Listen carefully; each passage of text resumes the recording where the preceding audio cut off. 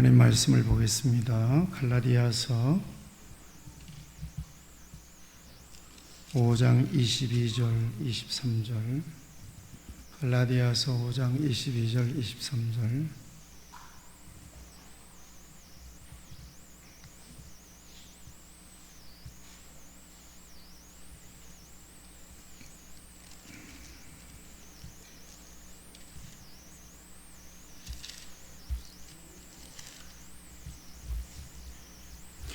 오직 성령의 열매는 사랑과 희락과 화평과 오래 참음과 자비와 양선과 충성과 온유와 절제니 이 같은 것을 금지할 법이 없느니라. 아멘. 요한복음 3장 29절 30절입니다. 요한복음 3장 29절 30절. 신부를 취하는 자는 신랑이나 서서 신랑의 음성을 듣는 친구가 크게 기뻐하느니 나는 이러한 기쁨으로 충만하였노라. 그는 흥하여야 하겠고 나는 쇠하여야 하리라 하니라. 아멘. 왜 이렇게 열매를 점검해야 되는지에 대해서는 여러분들에게 첫 시간에 지난주에 말씀을 드렸고요. 여러분들이 하나하나 열매를 점검해 가는 과정에서 여러분의 삶 속에서 이런 열매들이 얼마나 선명하게 나타나고 있는지 점검이 되고 또 도전이 되고 부족하다고 하면 여러분들이 열매를 위해서 열매 자체보다도 예수님 우리 안에 충만하고 또 성령이 충만해서 자연스럽게 우리의 삶 속에서 이 같은 열매들이 풍성해지도록 위해서 기도할 수 있는 여러분 모두가 되기를 바랍니다.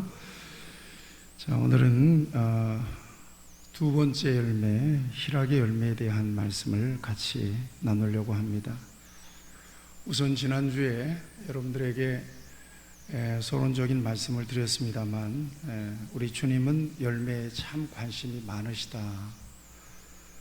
성경을 보면 요한복음 15장 16절에 너희가 나를 택한 것이 아니요 내가 너희를 택하여 세웠나니 이는 너희로 가서 열매를 많이 맺게 하고 또 너희 열매가 항상 있게 하여 내 이름으로 아버지께 무엇을 구하든지 다 받게 하려 함이라. 이렇게 말씀하고 계십니다. 열매를 맺게 하고 열매가 항상 있게 하여 그랬어요. 열매에 관심을 우리 주님은 갖고 계십니다. 또 열매를 찾으신다고 말씀하시죠. 마태복음 21장 19절에 보면 길가에서 한 무화과나무를 보시고 그리로 가사 잎사귀 밖에 아무것도 찾지 못하시고 나무에게 이르시되 이제부터 영원토록 네가 열매를 맺지 못하리라 하시니 무화과나무가 곧 마른지라. 이렇게 말씀하십니다. 길을 가다가 무화과나무 잎이 무성한데 열매를 찾으러 갔더니 없어요. 그래서 예수님께서 저주하신 장면입니다. 누가복음 13장 7절 말씀을 보면 포도원 지기에게 이르되 내가 3년을 와서 이 무화과나무에서 열매를 구하되 얻지 못하니 찍어버리라. 어찌 땅만 버리게 하겠느냐. 이렇게 말씀하십니다. 3년 동안 열매를 구했는데도 열매가 없어요. 그래서 열매를 구하고 열매를 찾으시는데 없는 거예요. 그래서 찍어버려라. 이렇게 명령하시는 장면을 통해서 예수님은 열매에 참 관심이 많으시다. 궁극적으로 저와 여러분들을 택하시고 부르신 것은 열매 때문에 부르셨다. 이렇게 믿으셔도 될 것입니다. 하나님은 우리에게 믿음을 주셨어요. 아멘. 그리고 하나님은 저와 여러분들이 믿음이 있는지 없는지를 아십니다. 왜냐하면 중심을 보시기 때문에 그렇습니다. 중심을 보시기 때문에. 그런데 여러분들은 중심 못 보죠. 나도 중심을 못 보거든요. 그러니까 뭔가 믿음의 증거들을 통해서 비로소 믿음을 확인하게 돼요. 이게 바로 열매라는 거예요. 믿음은 안 보이는데 열매는 보여요. 근데 그 열매를 통해서 믿음을 확인할 수 있다는 것이죠. 예수님도 열매로 그들을 알리라 이렇게 말씀하시고 열매를 보라고 말씀하십니다. 다행히도 성경은 성령 안에 있는 사람에게 나타나는 열매를 9가지로 정리해 주셨습니다. 이게 성령의 9가지 열매죠. 적어도 성령 안에 있는 사람이라면 이 같은 열매가 자연스럽게 나타날 수 있어야 된다는 것입니다. 이것은 단순한 그리스도인의 덕스러운 생활에 대한 이야기가 아니라 관계에 대한 점검이라고 말씀드렸습니다. 즉 우리의 믿음이 진정한 믿음인가 아니면 믿는다고 스스로 착각하고 있는 것인가 하는 것입니다. 우리의 믿음을 확인해 볼 수 있는 중요한 기준이 될 수 있다는 차원에서 이 열매를 말씀드렸습니다. 지난주에는 성령의 첫 번째 9가지 열매 중에 첫 번째 열매인 사랑의 열매를 보았습니다. 어떻습니까? 여러분 안에 사랑의 열매가 있는 것 같습니까? 여기를 보시죠. 사랑의 열매가 충만하시면 아멘. 몇 사람만 충만하신 것 같습니다. 네. 사랑의 열매 여러분들이 점검해 봐야 돼요. 사랑의 열매는 어느 정도 중요하냐 말씀드렸죠. 사랑의 열매가 아웃되면 다른 열매는 쳐다볼 수도 없다, 필요도 없다고 말씀드렸어요. 모든 다른 열매는 8가지 열매는 이 사랑의 열매에 달려있는 거예요. 걸려있는 거죠. 예수 믿는 사람으로서 아주 결정적인 흠은 사랑이 없다는 거거든요. 같이 하시죠. 하나님은 사랑이시라. 여러분 사랑이라고 하는 것은 아무거나 막 이렇게 허용하는 거 그런 것이 사랑은 아니에요. 사랑은 때로는 엄격할 수도 있어요. 사랑은 때로는 아주 독하고 날카로울 수도 있거든요. 하나님이 그냥 오냐오냐만 하는 것이 사랑은 아닙니다.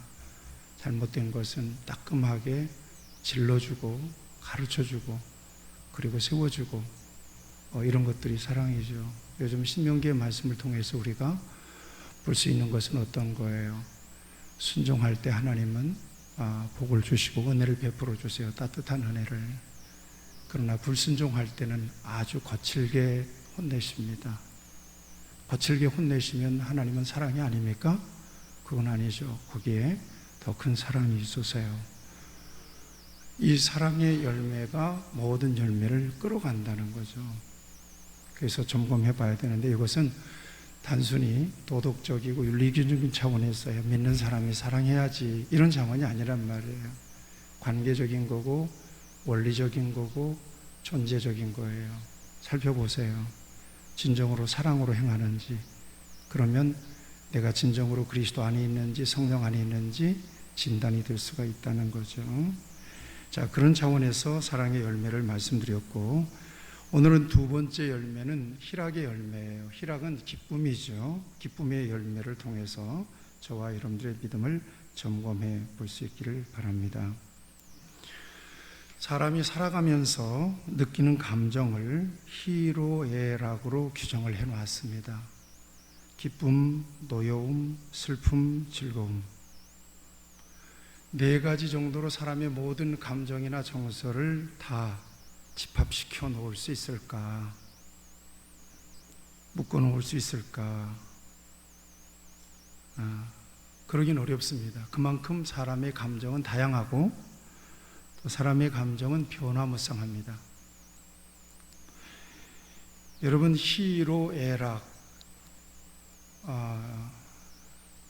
이게 이제 사람이 느끼는 감정의 총체인데 사전적인 의미에 있어서 뭔가 느낌이 오잖아요. 기쁠 희, 노여울 노, 슬플 애, 즐거울 락. 즉 정확하게는 사람의 감정이 4가지가 아니라 3가지라는 거예요. 기쁠 희, 즐거울 락, 요건 같은 거예요. 미세한 차이는 있겠습니다만, 그 다음에 노여움이 있단 말이에요. 그러니까 요약하게 되면 사람의 감정은 딱 두 가지로 요약될 수가 있습니다. 하나는 슬픈 거고 하나는 기쁜 겁니다. 기쁜 감정, 슬픈 감정. 단순하게 딱 사람의 감정을 구분해 놓으면 두 가지로 요약할 수가 있습니다. 이 같은 사람의 감정은 상황과 조건과 대상에 따라서 달라집니다. 즉 사람의 감정은 조건에 대한 반응이라고 말할 수 있습니다. 이 조건의 지배를 받습니다. 잘 말씀을 따라오시기를 바랍니다. 조건의 지배를 받습니다. 다시 말하면 조건과 대상에 따라 기쁠 수도 있고 노여울 수도 있으며 또한 슬플 수도 있고 즐거울 수도 있다는 이야기입니다. 그러니까 내가 기쁘다면 분명히 기쁘게 하는 요인이 있을 거라는 거죠. 내가 슬프다면 당연하지만 슬프게 하는 요인들이 있다는 얘기입니다. 그 요인에 감정은 묶여 있다는 거예요. 언제나. 어린아이를 보게 되면 어린아이들은 대단히 감정이 순수합니다. 그래서 웃다가 울기도 하고 울다가 웃기도 합니다. 너무나 자연스럽게 아이들은 감정의 변화를 보입니다. 그 아이들의 감정을 통해서 사람의 일반적인 감정을 우리가 읽어낼 수가 있습니다. 모든 사람들도 그럴 수 있다는 거거든요. 울다가 웃을 수 있고 웃다가 웃을 수 있다. 근데 어린아이들이기 때문에 감정이 때가 묻지 않고 순수해서 금방 단 몇 초 만에 조건이 바뀌면 웃다가 얼른 울기도 하고, 그래서 울다가 웃으면 엉덩이에 털 난다. 애들한테 통하는 말이잖아요. 건강한 거예요. 감정이 순수하다는 거. 근데 이게 나이가 먹을수록 그 감정이 굳어집니다. 대상에 따라서, 관계에 따라서, 이해관계에 따라서, 표정에 따라서, 상황에 따라서, 그 다음에 유분리에 따라서 감정을 아주 조절할 수 있는 능력이 생기죠. 이건 순수하지 못한 거예요, 사실. 원래 그래서는 안 돼요. 이게 인격적으로 성숙되고 인격적으로 도야가 돼서 그렇게 감정을 컨트롤할 수 있다고 생각하겠지만 사실은 감정을 그렇게 나름대로 상황에 따라서 조절할 수 있는 것은 순수하지는 못한 거거든요. 사람이 기쁠 때 웃어야지. 그렇죠? 여러분, 기쁠 때 웃음이 없어요. 뭔가 이상한 거죠. 사람이 슬플 때 울어야 되는 게 정상이죠. 그런데 슬플 때 눈물이 안 나온다고 생각해 보세요. 친한 아버지가 죽고 또 형제들이 유명을 달리했는데 눈물이 한 방울 안 나온다고 생각해 보세요. 뭔가 이상하잖아요. 그 감정은 이상한 거예요. 그 감정은 병든 거예요. 정말 기쁜 상황에서 기쁜 표정을 못 짓고 또 이렇게 웃지 못하고 하는 것은 뭔가 상한 감정이 상한 거예요. 정상적이지는 않은 거란 말이에요. 그런데 이게 바꿔된다고 생각해 보세요. 눈물 나야 될 때 깔깔대고 웃거나 또 웃어야 될 때 찔찔 짜거나, 이건 뭔가 이상하죠? 감정이 조절이 안 되는 거죠? 이렇게 뭔가 나사가 하나가 빠진 거죠, 그거는?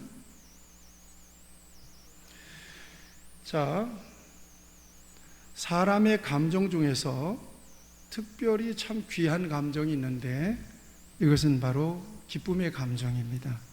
기쁘면 어떤 반응이 오죠? 웃음이 나오게 되죠. 웃음과 기쁨은 아주 관련이 있습니다. 웃는다는 것은 감정이 기쁘다는 얘기죠. 물론 비웃는 것도 있습니다만 이것을 웃는다고 이야기하지는 않습니다. 억지로 웃는 경우도 있는데 부자연스럽게 웃게 되면 벌써 다 티가 나는 거죠. 분명히 웃을 일이 있고 기쁜 일이 있는데도 울고 있거나 슬픈 일인데 웃는다면 역시 아까 말씀드린 대로 감정이 잘못된 거죠. 여러분에게 기쁨이 넘치시기를 축복합니다. 그래서 많이 웃고 또 하나님의 교회에서도 기쁨이 넘쳐서 서로 웃음이 넘치는 그런 교회가 되기를 바랍니다. 지금 어렵지만 웃게 되면 모든 일이 잘 풀리게 될 줄로 믿습니다. 고대 의사인 밀레투스라고 하는 사람이 인간의 특성이라고 하는 의서를 썼어요. 이 사람이 웃음의 어원은 헬레이고 그 의미는 건강, 헬스다, 이렇게 정의를 했습니다. 그러니까 고대인들은 웃음을 건강이라고 생각했다는 것이죠. 웃음과 건강이 밀접한 관계가 있다는 것을 이미 과학적으로도 증명이 됐습니다. 프라이라고 하는 스탠퍼드 대학의 박사는 웃음이라고 하는 것은 자연적인 진통 효과가 있고 혈액순환도 좋게 하고 또 분노와 스트레스를 이완시켜서 심장마비, 돌연사를 막아주고 또 면역력, 요즘 코로나 때문에 면역력 많이 이야기하잖아요. 감기나 이런 코로나나 이 감염 질환에서 저항력을 높여준다 하는 것을 연구 결과로 이렇게 밝혀냈습니다. 하루에 45분 정도 웃으면 고혈압이나 스트레스 같은 현대 질병의 치료도 가능하다. 환자가 10분 동안 통쾌하게 웃으면 2시간 동안 고통 없이 편안한 잠을 잘 수 있다는 거죠. 사람은 하루에 몇 번이나 웃을까요? 나이에 따라서 다른데 생후 2, 3개월부터 웃음 횟수가 많아지는데요, 400번 정도 어린아이들은 웃는다고 그래요. 그런데 나이가 먹으면서 하루에 100회, 적게는 한 14회 정도 사람들이 웃는다고 그럽니다. 이쯤에서 오늘 저와 여러분들에게 질문이 하나 생길 수가 있습니다. 사람의 감정은 조건과 상황에 걸려 있다고 했는데 요즘 같은 세상에서 기쁜 일이 있어야, 웃을 일이 있어야 웃거나 기쁘지요? 라고 여러분들이 질문할 수가 있습니다. 자, 이제부터 저와 여러분들이 또 하나의 기쁨의 코드를 발견하기를 원합니다. 다시 말해서 꼭 웃을 일이 없어도 상황은 어렵고 힘들고 고달파도 기뻐하고 웃을 수 있는 코드가 있다 하는 것입니다. 이것을 성경은 우리에게 가르쳐주고 있습니다. 저는 우리 기쁨의 코드를 이런 기쁨이라고 정의하고 싶습니다. 즉 우리에게는 이런 기쁨도 있다는 이야기입니다. 그것은 바로 영적인 기쁨이고 예수 그리스도 안에서 오는 기쁨입니다. 믿음과 소망 안에서 오는 기쁨입니다. 오늘 본문 말씀을 보십시오. 세례 요한에 대한 이야기입니다. 그는 말라기 선지자가 지나가고 신구약 중간 시대를 거치면서 말씀도 계시도 희박하던 때에 예수님보다 6개월 앞서서 혜성처럼 등장했던 사람입니다.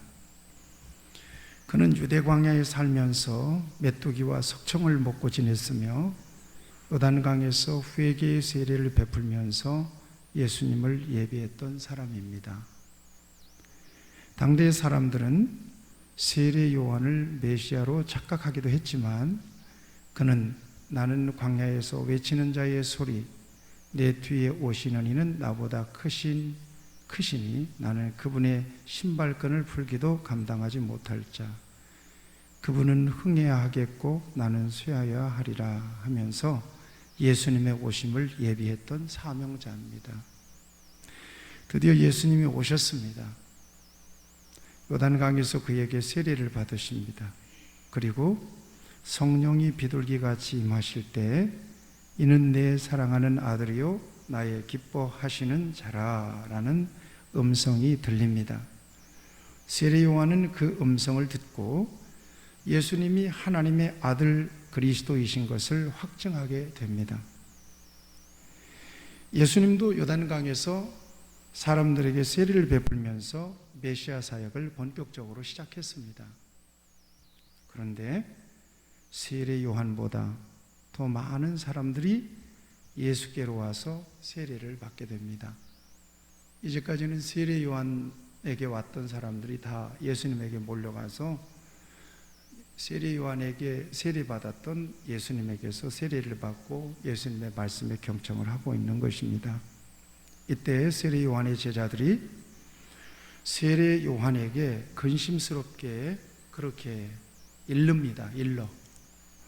랍비여, 선생님과 함께 요단강 저편에 있더니 곧 선생님이 증언하시더니가 세례를 베풀매 사람이 다 그에게로 가더이다. 이것은 세례 요한의 제자들에게 굉장히 신경 쓰이는 일이었던 거고요. 그렇다면 세례 요한에게도 썩 기분이 좋은 소식은 아니었을 것이 분명합니다. 이때 세례 요한이 그의 제자들에게 말합니다. 성경을 한번 보겠습니다. 29절입니다. 3장 29절입니다. 29절 30절. 신부를 취하는 자는 신랑이나 서서 신랑의 음성을 듣는 친구가 크게 기뻐하나니 나는 이러한 기쁨으로 충만하였노라. 그는 흥하여야 하겠고 나는 쇠하여야 하리라 하니라. 세례 요한은 자신은 메시아를 예비한 것으로 사명을 다했으며 세례를 베풀며 메시아 사역을 시작하신 예수님을 바라보는 것만으로도 기쁨이 충만했다는 것입니다. 이 기쁨은 마치 신부를 맞는 신랑의 기쁨도 말할 수 없이 큰 것이지만 신부를 맞으며 기뻐하는 신랑을 바라보는 들러리 친구, 들러리가 누릴 수 있는 기쁨이기도 하다. 이것을 말씀하고 있습니다. 여러분 생각해 보세요. 여러분보다 늦게 들어온 새까만 후배가 여러분보다 먼저 승진할 때 진정 웃을 수 있겠는가 하는 거예요.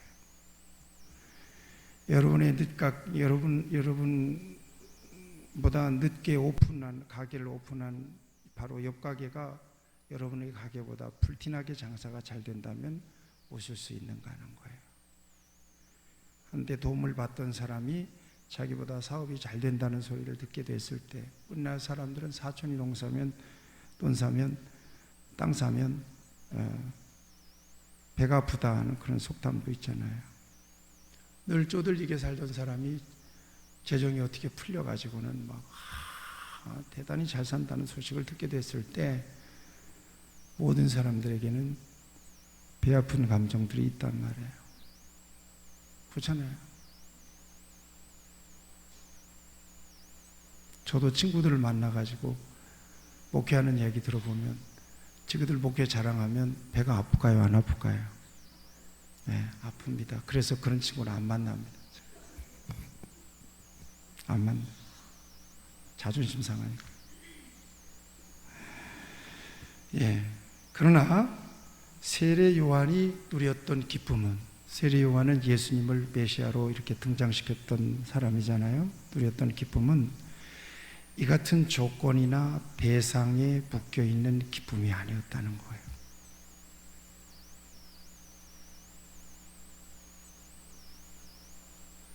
나보다 늦게 데뷔한 후배가 나보다 훨씬 더 인기 있게 막 나갈 때 배 아플 수 있잖아요.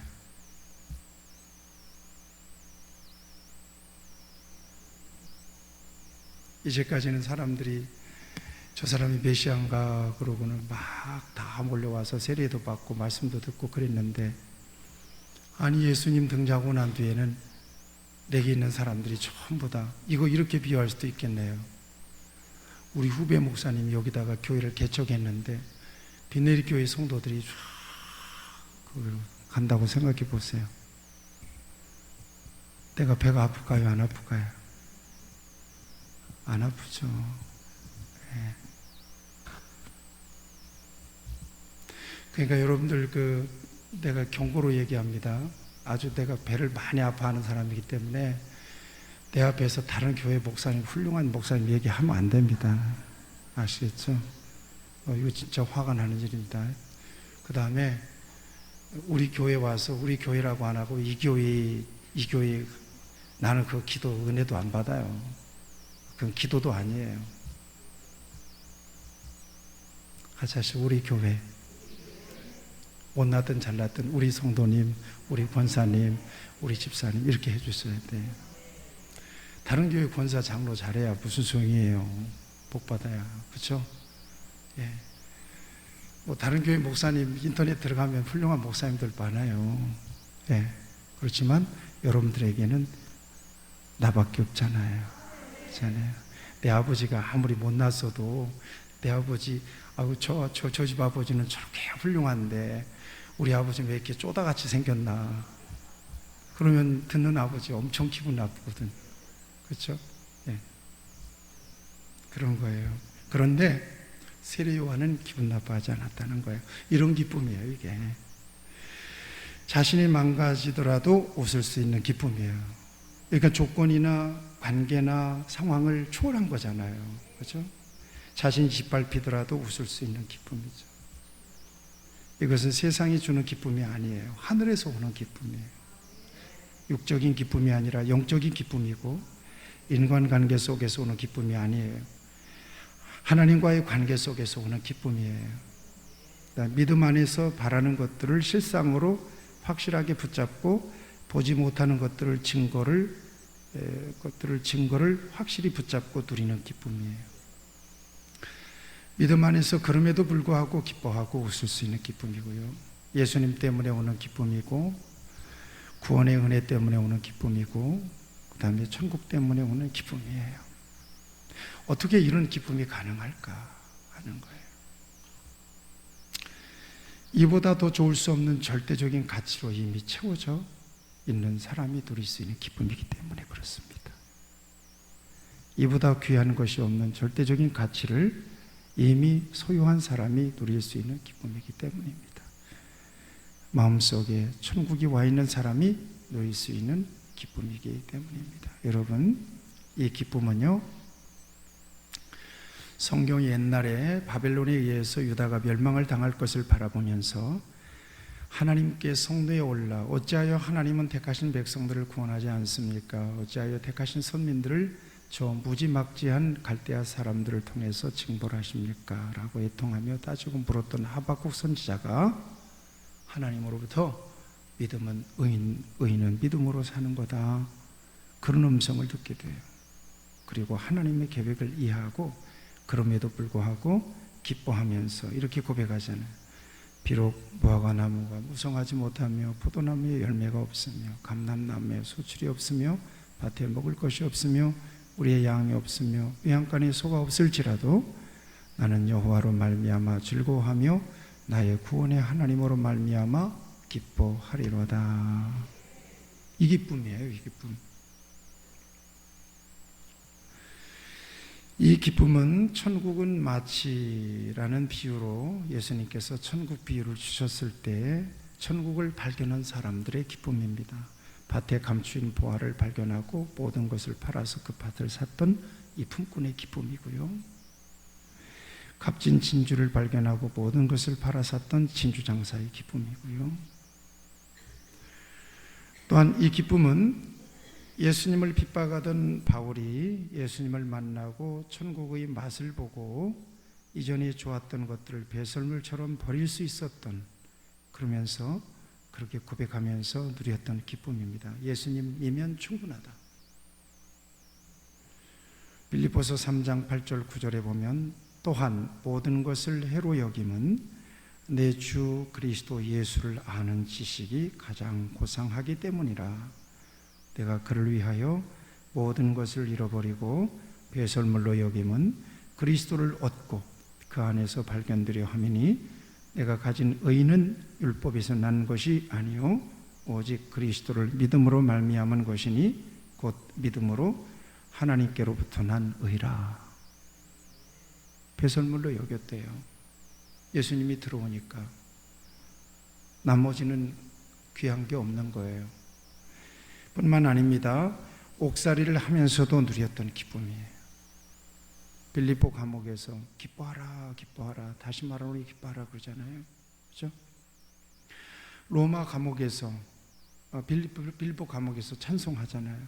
기도하고, 로마 감옥에서 주 안에서 기뻐하라고 권면하잖아요. 사랑하는 여러분 안에 주님이 계시면 아멘. 여러분 안에 천국이 있으면 아멘. 천국은 하나님이 통치하시는 곳이거든요. 교회는 천국이에요. 하나님이 어디 계시죠?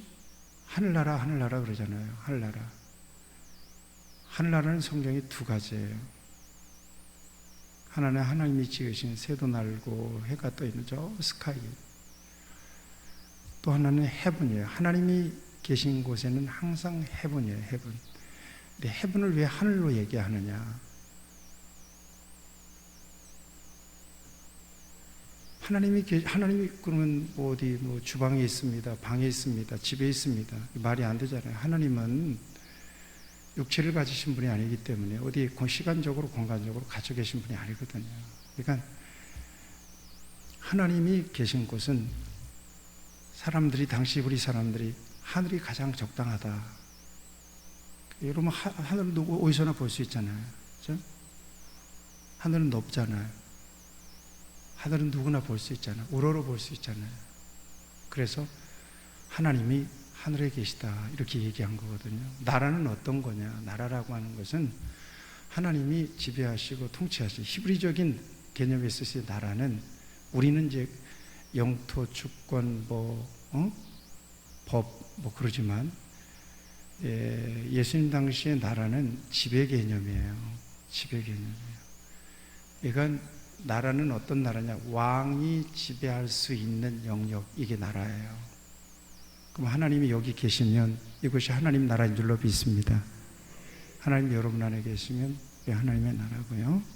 그래서 우리 안에 하나님이 계시고 하나님의 나라가 있다면 예수 안에 있는 사람은 어떤 상황 속에서도 조건과 상황을 초월해서 기뻐할 수 있다. 아멘. 기뻐하시기를 축원합니다. 이런 사람들이 부르는 찬양 하나 하겠습니다. 오, 이 기쁨 주님 주신 거, 이 찬양 같이 하겠습니다. 박수 치면서 이 찬양하고 말씀을 마치겠습니다. 오, 이 기쁨 주님 주신 거. 박수하면서 찬양합시다.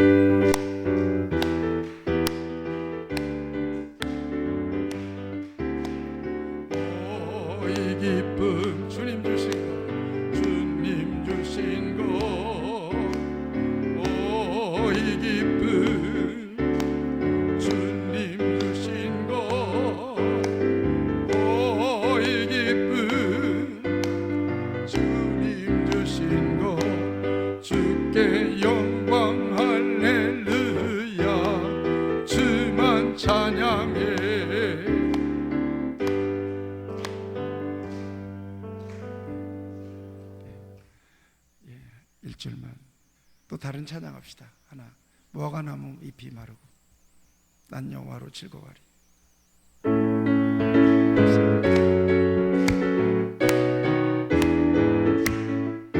무화과 나무 잎이 마르고 포도 열매가 없으며 감람나무 열매 그치고 밭에 식물이 없어도 우리의 양떼가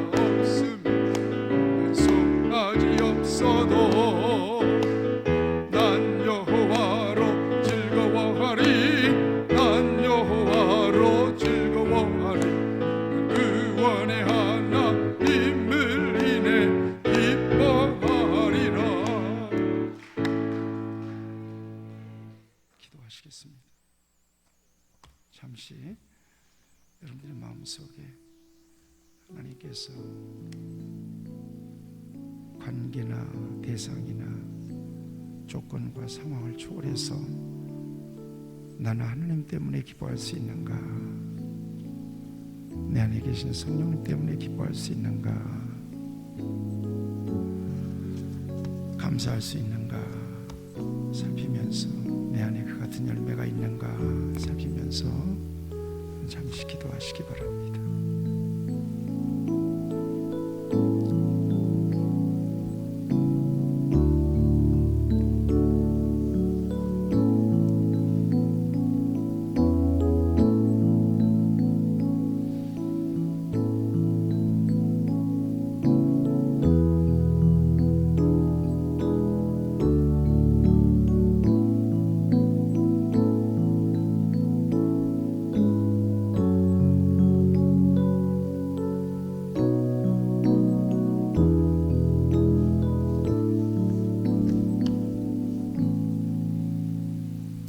하나님 아버지, 주 예수보다 귀한 것은 없습니다. 이 고백으로 살아가는 주의 백성이 되게 하시니 감사합니다.